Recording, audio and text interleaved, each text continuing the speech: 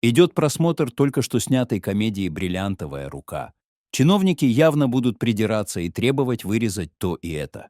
И вдруг в самом конце фильма, ни к селу, ни к городу, появляется кадр с изображением ядерного взрыва. Зачем? Почему? С ума, что ли, режиссер сошел? Этого ведь не выпустят на экран нигде и никогда. И действительно, зачем? Смотрите до конца, чтобы узнать ответ на этот вопрос. Все началось с фельетона, очень известного в свое время, специального корреспондента «Правды» и «Известий», популярнейших газет в СССР, Аркадия Сахнина. В этом фельетоне Сахнин рассказывал о задержании шайки контрабандистов, которые ввозили в СССР, минуя таможню, всяческие ценности необычным способом, пряча их в нанесенную на руку или ногу гипсовую повязку. Этот фельетон попался на глаза режиссеру Леониду Гайдаю в непростой момент. Два предыдущих фильма, снятых им, «Операция И» и «Кавказская пленница».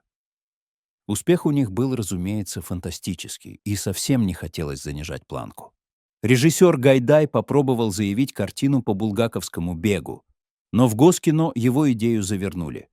Снял же человек две прекрасные комедии, пусть снимет и третью. Зачем ему в драму лезть? «Хорошо», — сказал Гайдай, — «пусть будет комедия».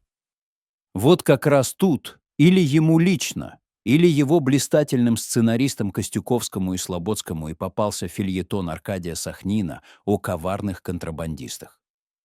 Первый вариант сценария так и назывался «Контрабандисты». Заявку писали грамотные люди. Ее просто не могли завернуть. Ну кто откажет заявке с такой фразой? Конечно, в большинстве случаев контрабандисты терпят у нас крах. Во-первых, благодаря бдительности соответствующих советских органов, а во-вторых, потому, что деятельность контрабандистов и их клиентов не находит в нашем обществе социальной опоры. Так как подавляющее большинство советских людей охотно оказывают помощь государству в борьбе с контрабандой. История одного такого краха и ложится в основу нашей кинокомедии. Откажешь, так тебе еще дело пришьют. Тем не менее, уже в режиссерском сценарии некоторых изъятий просто потребовали. Помните, там был эпизод в ресторане с чествованием шефа, якобы нашедшего клад?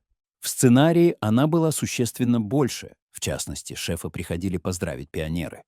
А в начале картины, помните, Лёлик инструктирует Казадоева и говорит ему: «Как говорит наш дорогой шеф, в нашем деле главное — этот самый реализм». В сценарии было социалистический реализм. Заменили, конечно. Хоть саму реплику оставили. А то Лёлик произносит слово «реализм» с мягким знаком. Реализм, точь-в-точь, как дорогой Леонид Ильич. Впрочем, вряд ли это было в тексте. Наверное, Папанов на ходу придумал. И о фразе «партию и правительство» оставили на второй год. Даже неудивительно, что вырезали. Интереснее, что только этим и ограничились.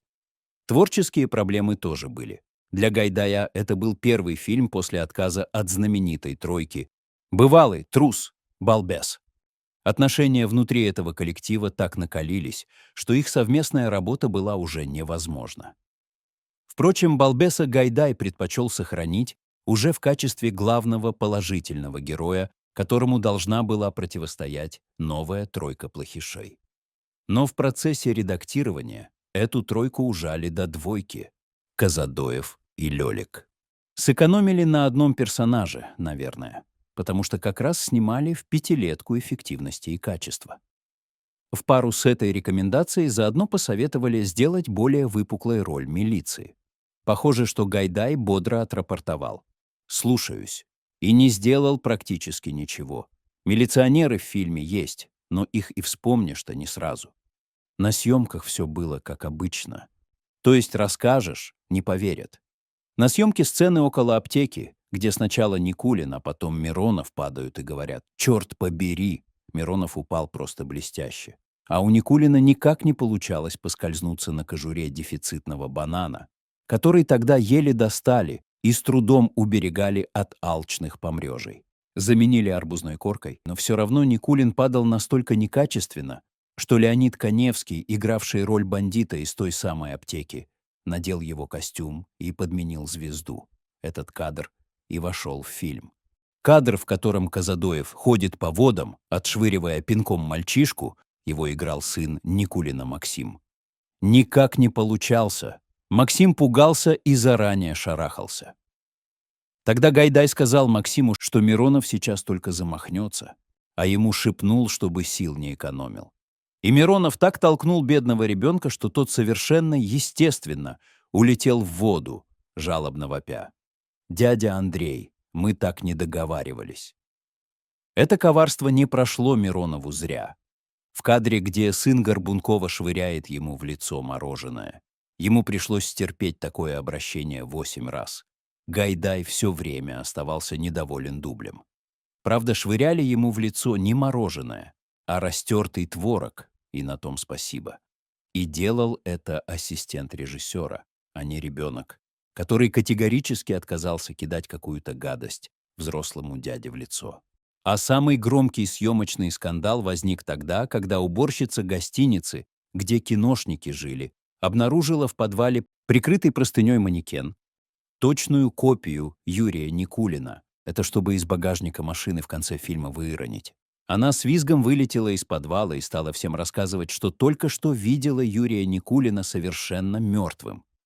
Уже через пару дней эту сенсацию повторял весь СССР, поскольку скорость распространения сплетни существенно выше скорости звука в воздухе. Но вот съемки закончились, фильм смонтировали, и началось самое интересное. Разумеется, никакой цензуры, ведь ее в СССР официально не было. Был главлит, Главное управление по делам литературы и издательств, которое охраняло государственную тайну в печати. А все, что его чиновникам не нравилось, становилось государственной тайной практически сразу. Кстати, в советское время чиновников главлита называли цензорами, а не как-нибудь иначе. Им, правда, мало что уже оставалось править. Большинство авторов сами вырезали все мало-мальски подозрительное, а если что-то и оставляли, были еще худсоветы, которым все это могло показаться творчески неудачным. Владимир Этуш, как-то выступая в Одесском доме актера, сказал, что хороших комедий не может быть много, потому что трудно одновременно рассмешить 14 инстанций. А к готовой копии нового фильма Гайдая претензий нашлось вагон и маленькая тележка. Основной положительный герой несколько раз показан пьяным. Это «Чему же мы трудящихся учим?» Минимум дважды, в круизе и в гостинице «Атлантика», советскому зрителю показывают дам не вполне идеального поведения.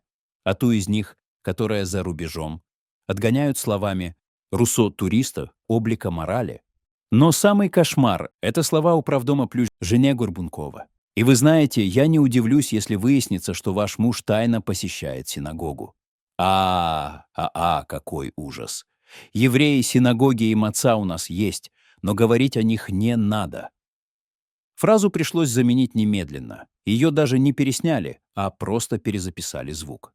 Пересмотрите фильм и сами увидите. По губам читается «синагогу», а в фонограмме звучит «любовницу». И вообще, что вызвало общую злобу и раздраженность, это управдом Плющ в исполнении Мордюковой. Додумались до того, что хором начали объяснять, как плохо Мордюкова ее сыграла. Это Мордюкова-то? Пересмотрите, не пожалеете. В том-то и дело, что сыграла блестяще. Идеально передано то выражение лица советской власти, с которым она оборачивалась к гражданам. Стамбул — город контрастов. Наши люди в булочную на такси не ездят.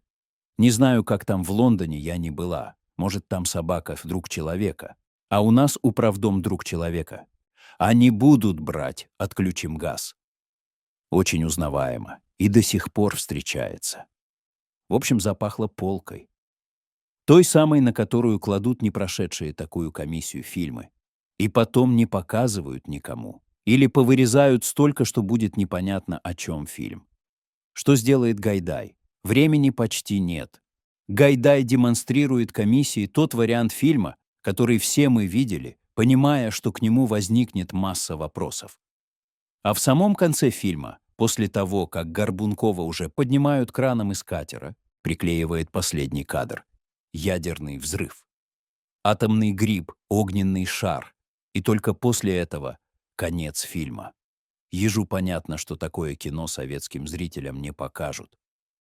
Гайдая пытаются урезонить. Говорят, что это нелогично.